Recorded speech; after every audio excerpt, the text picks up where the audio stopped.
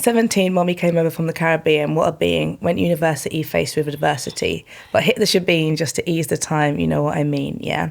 Now the love is gone from the street. Can you not see it? Just leave it to the Windrush Baby. It's time we reclaim it. So meet me in the streets at night. So there's kind of like this call to action throughout the song of like, meet me in the streets. And it's kind of from what was, and again, this is like the whole point of like, I've dreamt up my own version of what this song means, and you're here to tell me like you're wrong or I'm right.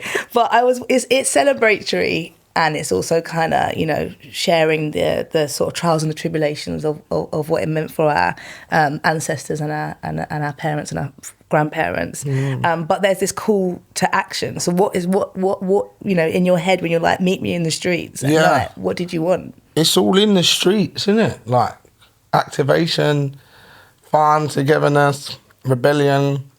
It's all on the streets, not on the phone or in your room. It's all on the street. When I met the greatest people that I hang about with, I met my best friends in the street, you know. I stood up for myself in the street. I made my name for music in the street. I used to play my guitar in the street. It's all in the street, man. People come together in the street, in the raves. Like Special said, the ghost town, all the clubs are being shut down. That creates segregation. We don't have places to convene and talk and discuss things, you know, over whatever stimulant. That's where the best conversations are had, you know. The revolution ain't going to be on, it's not going to be in your room. Yeah. It's going to be in the street, you know, so we might as well start getting used to each other on the street, because that's where it's at. That's where it's all at. That's where I grew up, really.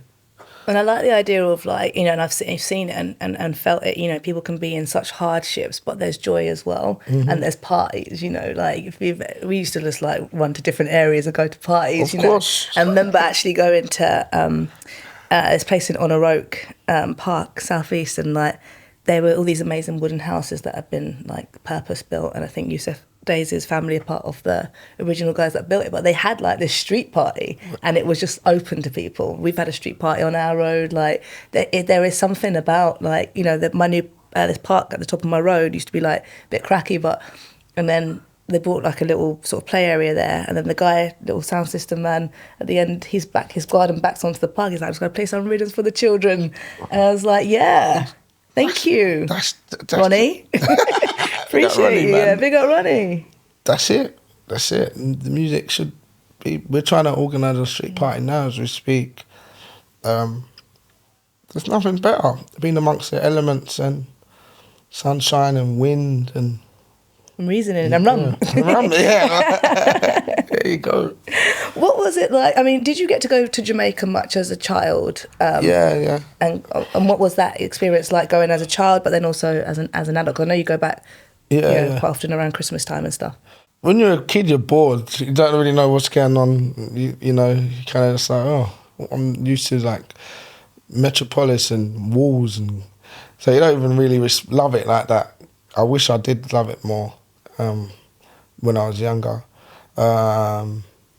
But, you know, it kind of acclimatises you, and then you get used to it, and then you just see, when you're a kid and you just see loads of people that are you go, oh, like just subconsciously, oh, this must be home. It must be. Seeing my great aunt, my great auntie, who I didn't really know she was, but I just know that my cousin had came over, was living in my mum's house. My cousin Arain and my cousin Fenton, they was living in my mum's whilst they came over and studied and stuff. You know, then meeting the reason why they exist, and she was so nice to me. She passed a couple of years ago, but she was like head teacher at school. She was amazing. And then seeing my great-grandma's grave, who brought up my mum when my gran had to leave Jamaica, and left my mum there at 3 months. My mum never knew. And all the time when I was young, I just hear about Mocha, I don't know who she was.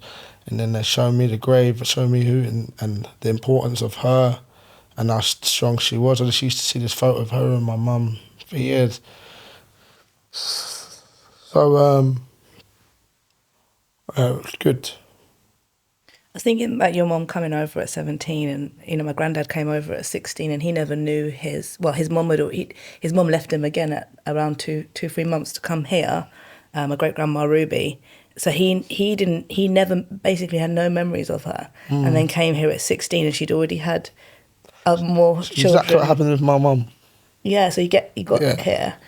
Oh, you're right. Sorry, no, it's all right. Do you want some water? I'm all right, but yeah. It's exactly the same thing. Just thinking of those what there's trauma on one side, but then there's also like it more immediate of like coming here and not knowing your parents and then meeting them, and then does it give you more? Well, my mum, I know personally that she suffered. She didn't know what to do.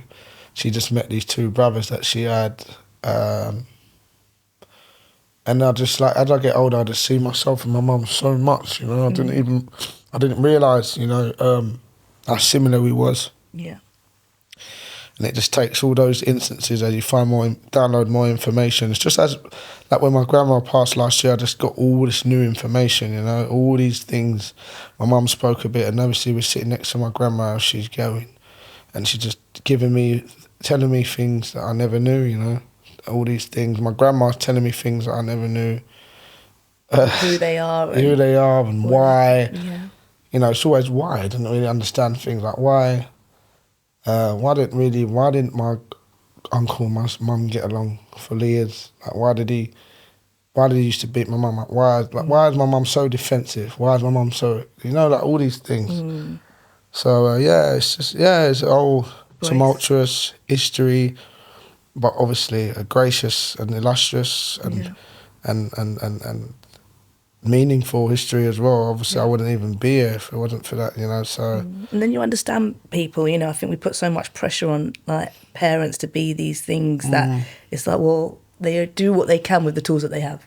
100%. Essentially. And then when you know what they've been through and what they've experienced, I can't be mad at my granddad for not being a granddad in that way. He doesn't know how to be. But, I can't be mad at my mum when all she knows is go to work. That's all she's done. She went to uni.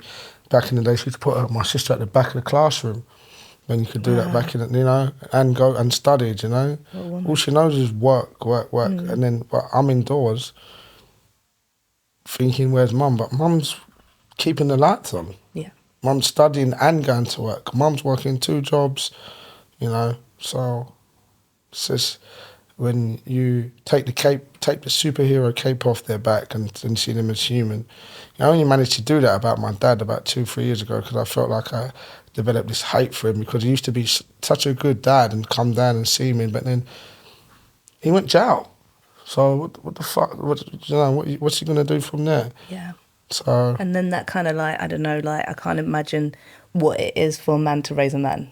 I think that's what we all wanted. Jobs. Yeah, that's what we wanted, as dad, but he wasn't. You know what I mean? So then that was like at the wrong time. Like 14, 15, it's like the wrong time to lose your dad.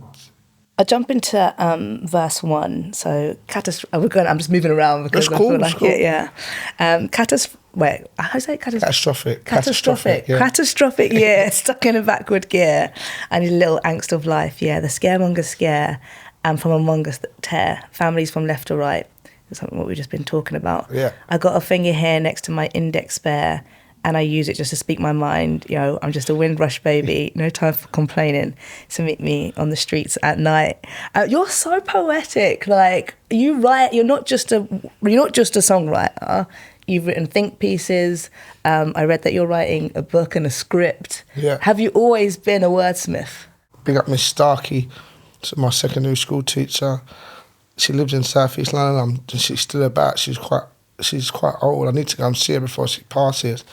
But she was the most amazing teacher ever. She was strict but fair and had a booming voice when she shouted. You listened. Did you go lower, like low register? No, it was like Cruella de Vil, sharp, scratchy, and boomy. And she wasn't fearful of kids at all. Like she was, she said she was old school South East London, but spoke with such expression. And when she read, she walked around the room and was gesturic and amazing and would pick out people to read and would help people. And she was just the best. And she just made me fall in love with words. I used to, like, even from primary school, I used to do creative writing and write the most craziest stories. And I used to love reading them out. And then, secondary school, like, I only paid attention in maths and English, and I got A's in them because, I've just loved it.